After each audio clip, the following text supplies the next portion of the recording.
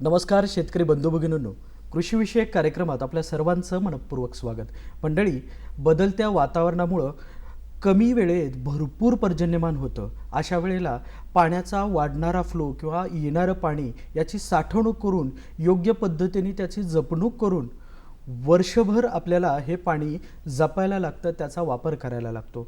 बघ, यासाठी म्हणून सहभाग सिंचनातून आपल्याला योग्य त्या पद्धतीने या पाण्याचा वापर करणं गरजेचं आहे. जलसंपदा विभाग हे मोठं आव्हान यशस्वीरित्या पेलतं देखील. आजचा आपला विषय पाणी वापर संस्था सक्षमीकरण, आणि या विषयावरती मार्गदर्शन करण्याकरिता या कार्यक्रमात आपण आमंत्रित केलेलं आहे नाशिक जलसंपदा विभागाचे जलविज्ञान प्रकल्पाचे अधीक्षक अभियंता श्री अंकुर देसाई सरांसोबतच या कार्यक्रमामध्ये वाघाड प्रकल्पस्तरीय पाणी वापर संस्थेचे अध्यक्ष श्री शहाजी सोमवंशी नाशिक येथून सहभागी झालेले आहेत. नमस्कार सर. नमस्कार. देसाई साहेब, आपण सांगावत की एक प्रशासकीय अधिकारी म्हणून आपण कार्य करत असताना मुळातच राज्यामध्ये सिंचन सद्यस्थिती काय आहे? महाराष्ट्र शासनाने स्वातंत्र्य प्राप्तीनंतर सिंचन क्षमता निर्मिती आणि जलसाठा निर्मिती यामध्ये भरघोस काम केलेलं आहे. आज घडीला भारतात महाराष्ट्र हे जलसंपत्ती निर्मितीमध्ये अग्रेसर आहे, आघाडीवर आहे असं म्हणणं चुकीचं ठरणार नाही. महाराष्ट्रात आज सुमारे 3778 प्रकल्प पूर्ण किंवा बांधकामाधीन आहेत. या प्रकल्पातून आजपर्यंत आपण सुमारे 34,443 दशलक्ष घनमीटर एवढा पाणीसाठा निर्माण केलेला आहे. आणि या पाणीसाठ्यातून आपण आजपर्यंत सुमारे 54.95 लाख हेक्टर एवढी सिंचन क्षमता निर्माण केलेली आहे. ही बांधकामाधीन प्रकल्प पूर्ण झाल्यानंतर यामध्ये अजून 22 लाख हेक्टरची वाढ होणार आहे. सन 21-22 पर्यंत या 54.95 लाख हेक्टरपैकी सुमारे 42 लाख हेक्टर एवढं आपण सिंचन देखील केलेलं आहे. यापुढे मात्र हे 54 आणि निर्माण होणारे अजून 22 एवढ्या हेक्टरवर प्रभावीपणे कार्यक्षम पद्धतीने आपण सिंचन कसं करू शकू, प्रत्येक थेंबातून जास्तीत जास्त पीक कसं उत्पादित करू शकू, हे आव्हान आपल्या पुढे आहे. सिंचन क्षेत्राची जर एक प्रकारे आपण एक स्थिती किंवा प्रगती जर जाणून घ्यायची असेल तर त्याबद्दल काय सांगाल? आपण अगदी पूर्वापार जर बघितलं तर उत्तर महाराष्ट्रातील फड पद्धत किंवा गोदावरी कालव्यांवरील ब्लॉक पद्धत ही सहभागी सिंचन व्यवस्थापनाचीच पूर्वापार उदाहरणं आहेत आणि ती सगळी यशस्वी उदाहरणं आहेत. महाराष्ट्र शासनाने सन 2005 साली महाराष्ट्र सिंचन पद्धतीचे शेतकऱ्यांचे व्यवस्थापन कायदा 2005 हा अंमलात आणला. ह्या कायद्याद्वारे आता शेतकऱ्यांना सिंचन प्रकल्पांवर पाणी वापर संस्था निर्माण करता येतात. यापूर्वी देखील सहकार कायद्याअंतर्गत आपल्याला पाणी वापर संस्था निर्माण करता येत होत्या, परंतु हा जो नवीन 2005चा कायदा आहे हा शेतकरी भिमुख कायदा आहे. अगदी सोप्या पद्धतीने, सुटसुटीत पद्धतीने शेतकऱ्यांना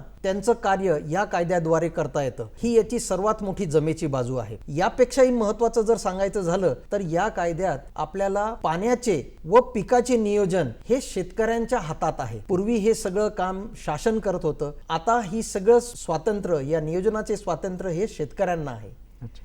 महाराष्ट्राने आजपर्यंत सुमारे 52 लाख हेक्टरवर 11,000 पाणी वापर संस्थांचं नियोजन केलेलं आहे. त्यापैकी सुमारे 13 लाख हेक्टरवर आपण 3,200 पाणी वापर संस्था कार्यान्वित देखील केलेल्या आहेत आणि उरलेल्या आपल्या प्रगतीपथावर आहेत. तर सोमवंशी साहेब, आपण सांगावत की मुळातच आपला लोकसहभाग आणि पाणी वापर संस्थेच्या माध्यमातून आपण कार्यरत आहात. तर वाघाड प्रकल्प स्तरीय आपण कार्य करताय. मुळातच हा वाघाड प्रकल्प म्हणजे नेमकं काय? वाघाड प्रकल्प हा दिंडोरी तालुक्यात एक वाघाड म्हणून ब्रिटिशकालीन धरण होतं.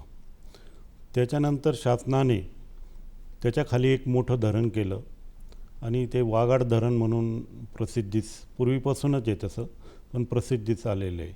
पण त्याचा पाण्याचा वापर हा वाघाड प्रकल्पस्तरीय संघामार्फत 24 स्थापन झालेल्या पाणी वापर संस्था तसेच उचल पाण्याच्या कॅनलवरील संस्थांद्वारे शेतकरी सहभागी सिंचन प्रकल्प म्हणून हा महाराष्ट्रात नव्हे तर देशात प्रथम क्रमांकाने पुढे आलेला प्रकल्प आहे.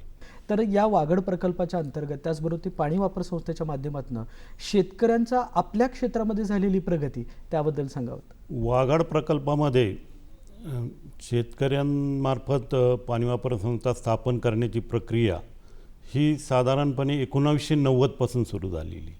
म्हणजे ही एक चळवळ म्हणून ही संकल्पना पुढे आलेली. पाणी वापर संस्थांच्या मार्फत मग त्यावेळेचे बापूसाहेब उपाध्याय असतील, भरत कावळे असतील किंवा मग त्यांना जोडून असणारे वाबळे असतील, राजाभाऊ कुलकर्णी असतील किंवा आम्ही सर्व मंडळी असू, आम्ही सर्वांनी एकत्र येऊन सर्व पाणी वापर संस्था स्थापन केल्या आणि त्या पाणी वापर संस्थांचा एक संघ, शिखर संस्था वाघाड प्रकल्पस्तरीय संस्था 2003मध्ये स्थापन केली आणि संपूर्ण धरणाच्या सिंचनाचं पाण्याचं नियोजन हे शेतकऱ्यांच्या हातात घेतलं.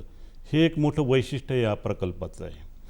म्हणजे आमच्या वाघाडच्या शेतकऱ्यांना वर्षभरात किती आवर्तनं पाण्याचे मिळणार हे ऑक्टोबर 15 ते नोव्हेंबर 15 या 1 महिन्याच्या आत संपूर्ण कार्यक्षेत्रातल्या लाभ क्षेत्रातल्या 24 पाणी वापर संस्थांमधल्या संपूर्ण शेतकऱ्यांना हे ह्या 1 महिन्यामध्येच समजतं की वर्षभरात आपल्याला किती आवर्तनं पाण्याचे मिळणार आहे.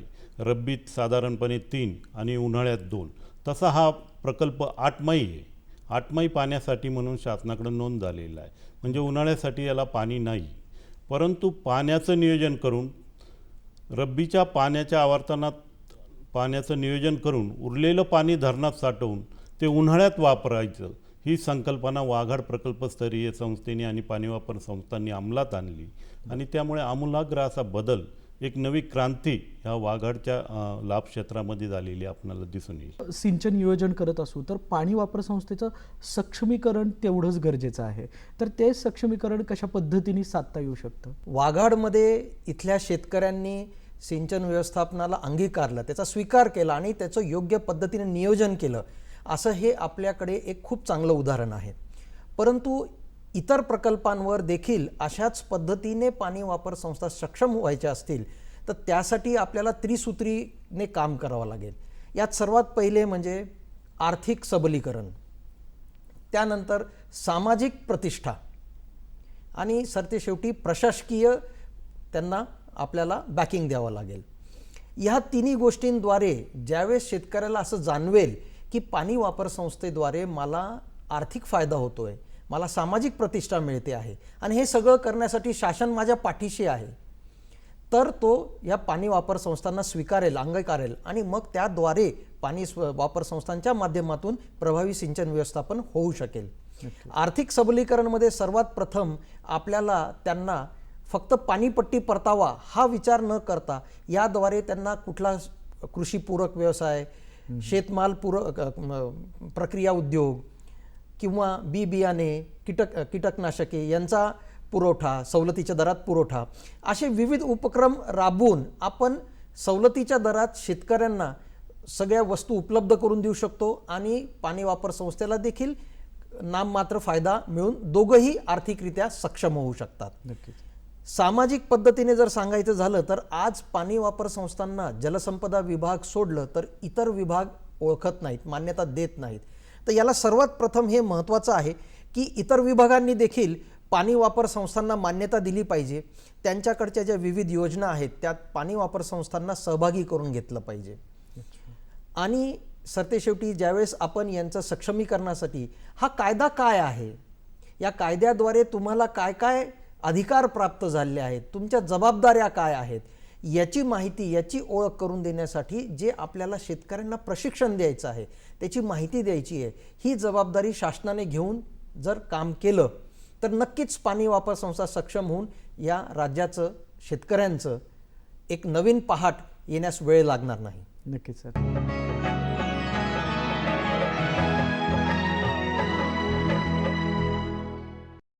सक्षमीकरणाची वेळ येते तर ती सक्षमीकरण कशा पद्धतीने आपल्या वाघाड प्रकल्पस्तरीय पाणी वापर संस्थेचं तुम्ही केलेलं आहे?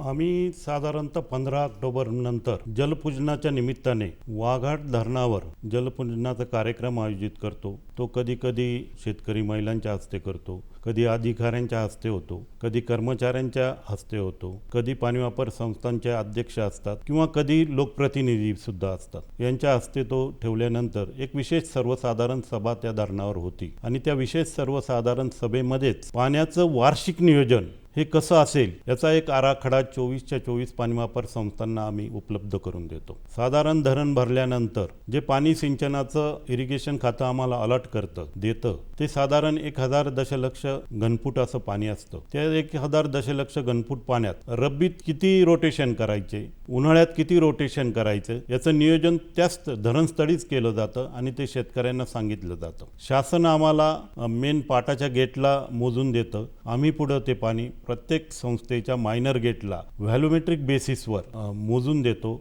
आणि त्याप्रमाणे ते पाण्याचं नियोजन करतो. याच्यामुळं काय फायदा होतो शेतकऱ्यांना वार्षिक किती पाणी मिळणार आहे याचा अंदाज आल्यामुळं त्यांना पुढचं वर्षभराचं पिकाचं नियोजन करणं अतिशय सोपं होतं. यावर्षी धरण क्षेत्रावर थोडाफार चांगला पाऊस झाला, धरणं भरले, पण कार्यक्षेत्र 45 किलोमीटरपर्यंत असल्यामुळं पुढच्या कार्यक्षेत्रात निम्म्यापासून पुढच्या कार्यक्षेत्रात पावसाचं प्रमाण अतिशय कमी झालं.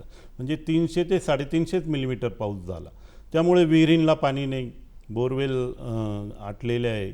अशा परिस्थितीत मग गव्हासारखं पीक कमीत कमी करायचं किंवा टाळायचं हे एक सुद्धा नियोजन शेतकऱ्यांनी यावेळेस केलेलं आहे. सक्षमीकरणासाठी म्हणून शासन कशा पद्धतीने उपक्रम राबवतं? महाराष्ट्र शासन आणि केंद्र शासनाच्या कृषी विभागाच्या अनेक योजना शेतकरी गट किंवा फार्मर प्रोड्युसर कंपनी यांच्यासाठी अस्तित्वात आहेत. परंतु दुर्दैवाने या सगळ्या योजनांमध्ये पाणी वापर संस्थेला कुठेही घटक म्हणून मान्यता मिळालेली नाही. शासनाने पाणी वापर संस्थांना जन्म तर दिला, परंतु मान्यता नाही, अशी ही अवस्था झालेली आहे.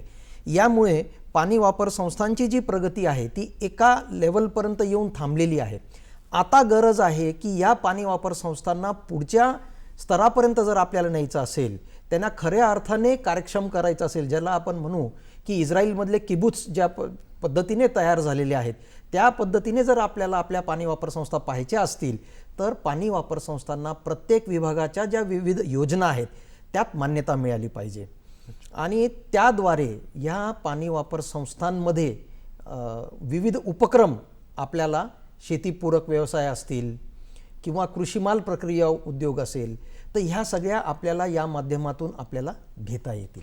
पण ज्यावेळेला आपण प्रकल्पाच्या माध्यमातून काम करताय तर वाघाड प्रकल्पामुळं शेतकऱ्यांना कशा पद्धतीचा फायदा झालेला आहे? वाघाड प्रकल्पामुळं आणि वाघाड प्रकल्पस्तरीय संस्थेमुळं शेतकऱ्यांना विविध प्रशिक्षणं असतील, प्रॅक्टिकल मार्गदर्शन असेल, वाल्मी संस्थेद्वारे मार्गदर्शन असेल, तज्ज्ञांद्वारे असेल, कृषी संस्थांद्वारे असेल किंवा वाघाड प्रकल्पाने आजपासून 20 वर्षापूर्वी पुण्याच्या बोडके फार्मला सुद्धा शेतकरी तरुण मित्रांना पाठवून पॉली हाऊसेसची शेती कशी करायची याचे ट्रेनिंग तिथं दिलेली आहे. त्यामुळे आज जर तुम्ही बघितलं तर वाघाडच्या कार्यक्षेत्रात जवळपास 300 ते 350 पॉली हाऊसेसची निर्मिती झालेली आहे. शेडनेटमधला भाजीपाला उत्पादन करत आहे. हायड्रोपोनिक शेतीकडे सुद्धा आमचा शेतकरी वळालेला आहे.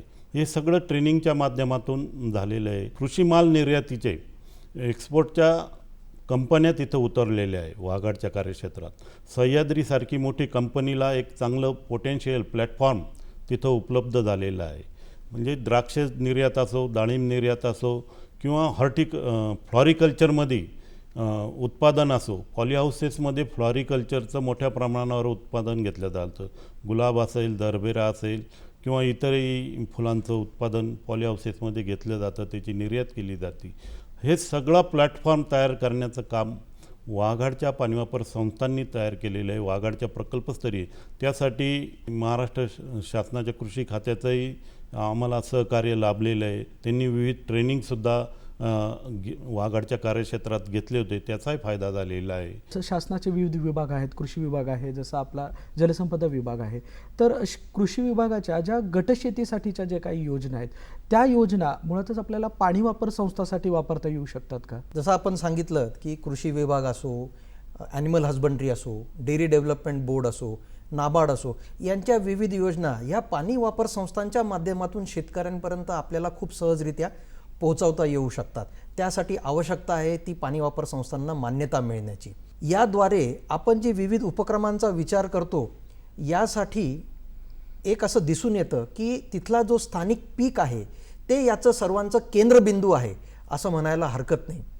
आणि तिथल्या मुख्य पिकांच्या माध्यमातून शेतकऱ्यांना विविध उपक्रम राबवता येतील. जसे की टोमॅटो असेल तर टोमॅटोपासून टोमॅटोची पेस्ट, त्याचं केचप, कांद्यापासून कांद्याची पावडर, डेअरी असेल तर डेअरीसाठी लागणारा चारा लागवड, असे वेगवेगळे प्रकार आपल्याला त्याच्यात सांगड घालून आपल्याला करता येतील की ज्याने शेतकरी उत्पादित मालाला पुढे व्हॅल्यू ॲडिशन करून बाजारपेठेत आपल्याला ते आणता येईल. आपण ज्या वेळेला कार्य करत आहात पाणी वापर संस्थेच्या माध्यमातून, तर आपल्याला काही कृषी विभागाच्या योजना असतील किंवा पशुसंवर्धन विभागाच्या काही योजना असतील, तर याचा आपल्याला कसा फायदा झाला? आत्माने पाणी वापर संस्थांना शेतकरी सुविधा केंद्र दिले.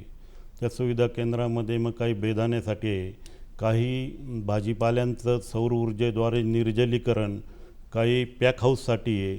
अशा योजना आत्माने शेतकरी सुविधा केंद्राअंतर्गत धोरणाअंतर्गत दिलेल्या आहे.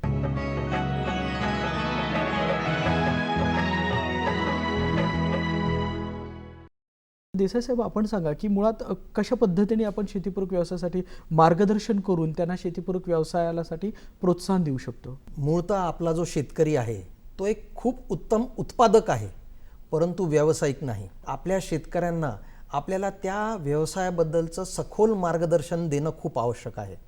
मग यात सर्वात पहिले जर पाहिलं आपण कुठलाही उद्योग करायचा असेल तर त्याबाबतची टेक्निकल नॉलेज, तांत्रिक मार्गदर्शन, की तुम्हाला समजा एखादं प्रक्रिया उद्योग टाकायचं असेल त्याला मशिनरी कोणती चांगली आहे त्याची माहिती त्याला देणं. त्यानंतर यासाठी किती भांडवल लागणार आहे, भांडवलात पण 2 प्रकार झाले, मूळ भांडवल आणि खेळतं भांडवल. तर हे दोन्ही भांडवल किती लागणार आहेत आणि हे आपण केल्यानंतर यातून आपल्याला किती नफा किती तोटा होऊ शकतो याचं एक मार्ग म्हणजे आर्थिक मार्गदर्शन ज्याला आपण म्हणू ते आपल्याला शेतकऱ्यांना देणं आवश्यक आहे. यापुढे ज्यावेळेस शेतकऱ्यांची मनस्थिती होईल की हे प्रक्रिया किंवा हा उद्योग मला उभारायचा आहे तर त्यासाठी त्याला भांडवल कुठून उभारता येईल याचं मार्गदर्शन देखील त्यांना देणं आवश्यक आहे की बँकांच्या विविध योजना ज्या आहेत त्याद्वारे शेतकऱ्यांना कुठल्या पद्धतीने भांडवल उभारता येईल. यानंतर ज्यावेळेस प्रत्यक्ष प्रक्रिया केंद्र उभे राहिल्यानंतर प्रक्रिया कशी झाली पाहिजे की उत्तम गुणवत्तेचा माल आपण कसं निर्माण करू शकतो याची त्यांना हँड होल्डिंग सपोर्ट आपण दिला पाहिजे. माल तयार झाल्यानंतर त्याची बाजारपेठ कुठे आहे, याला कुठे मागणी आहे याची माहिती शेतकऱ्यांना देणं, त्याचं एक चांगलं ब्रँड तयार करणं, पॅकिंग तयार करणं आणि ते करून ते बाजारपेठेत योग्य त्या बाजारपेठेत आणणं जेणेकरून शेतकऱ्यांचा मालाला इमिजिएटली उठाव असेल आणि त्यांना फायदा मिळेल. आज आपण सह्याद्रीसारखं उदाहरण पाहतोय, नाशिक जिल्ह्यातलं सह्याद्रीचं उदाहरण पाहतोय. त्यांनी शेतकऱ्यांच्या मालाला खूप व्यवस्थित पद्धतीने पॅकिंग ग्रेडिंग करून बाजारपेठेत पोहोचवलेलं आहे आणि आज त्यांचं नाव फक्त नाशिक जिल्ह्यातच नव्हे तर महाराष्ट्रभर होत आहे. हे याचं एक उत्तम उदाहरण आहे. पाणी वापर संस्थेचं आर्थिक सक्षमीकरण आपण कसं साधलं?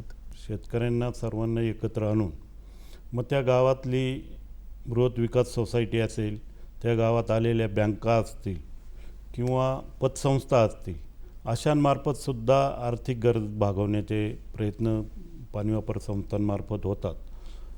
पण त्याला खूप मोठं यश येतं असं नाही आहे, पण निश्चित काही प्रमाणात तरी शेतकऱ्यांचं आर्थिक सक्षमीकरण द्वारे होतं. एक्सपोर्टच्या ज्या कंपन्या असतील त्यांचं मार्गदर्शनाखाली त्या ज्या माल खरेदी करतात त्या दृष्टीने आर्थिक सक्षमीकरण बऱ्यापैकी एक्सपोर्टचे जे शेतकरी आहे त्यांचं झालेलं आपल्याला दिसून येतं. आर्थिक सक्षमीकरण होण्यासाठी मग विविध उपाय पाणी वापर संस्थांमार्फत शेतकऱ्यांना सांगितले जातात, विविध प्रशिक्षणं दिले जातात. मग ते कृषीचे असतील, विद्यापीठांमार्फत असतील. मुळातच पाणी वापर संस्थेचं सक्षमीकरणासाठी म्हणून कार्यरत आहात, तर शासन किंवा प्रशासन कशा पद्धतीने उपक्रम राबवतं? आज घडीला तर आपण ज्या सुविधा पाणी वापर संस्थांना देतो आहोत त्यात सर्वात मोठी जी सुविधा आहे ती म्हणजे पाणीपट्टीचा परतावा. शेतकरी जी पाणीपट्टी देत आहेत त्याचा परतावा शासन त्यांना 50% देत आहे. या परताव्यातून त्यांनी आपल्या कार्यक्षेत्रातल्या ज्या चाऱ्या आहेत त्यांची रखरखाव मेंटेनन्स जी आपण करतो ते करणं अपेक्षित आहे. हा आज घडीला पाणी वापर संस्थांचा सर्वात मुख्य स्रोत आहे. या पलीकडे जाऊन शासनाने बऱ्याच प्रकल्पांवर पाणी वापर संस्थांना कार्यालयीन इमारती बांधून दिल्या आहेत. त्यांना त्याच्यासाठी फर्निचर दिलेलं आहे, जेणेकरून ते तिथे त्यांचं अभिलेख ठेवू शकतील, मीटिंग घेऊ शकतील. त्या दृष्टीने त्या कार्यालयीन इमारती बांधून दिलेल्या आहेत.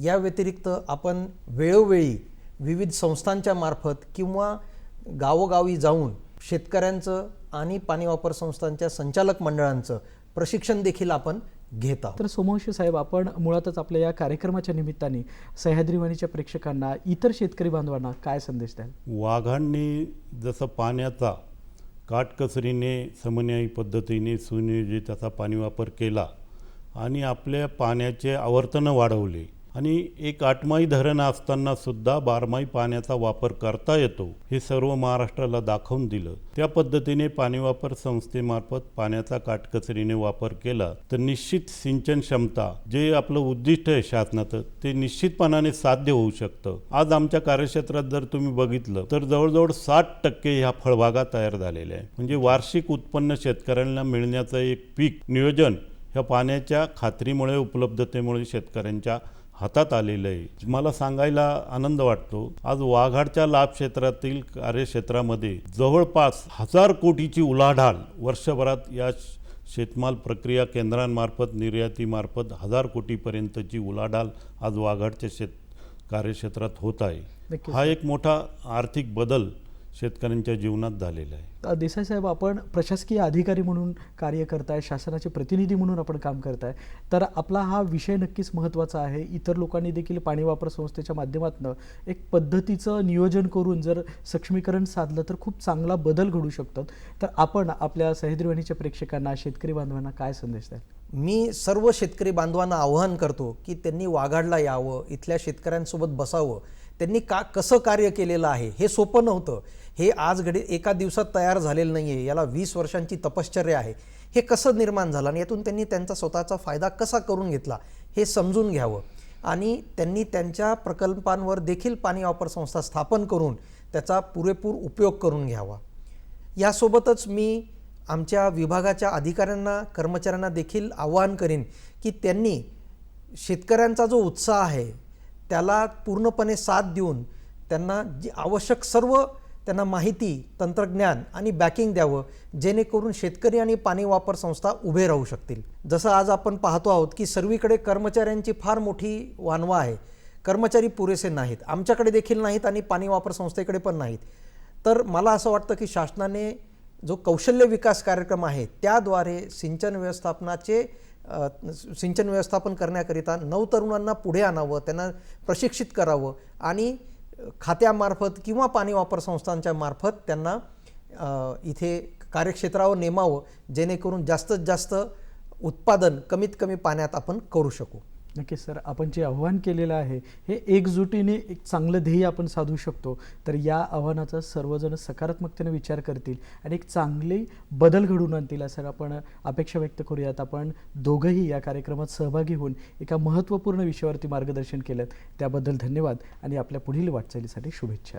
धन्यवाद.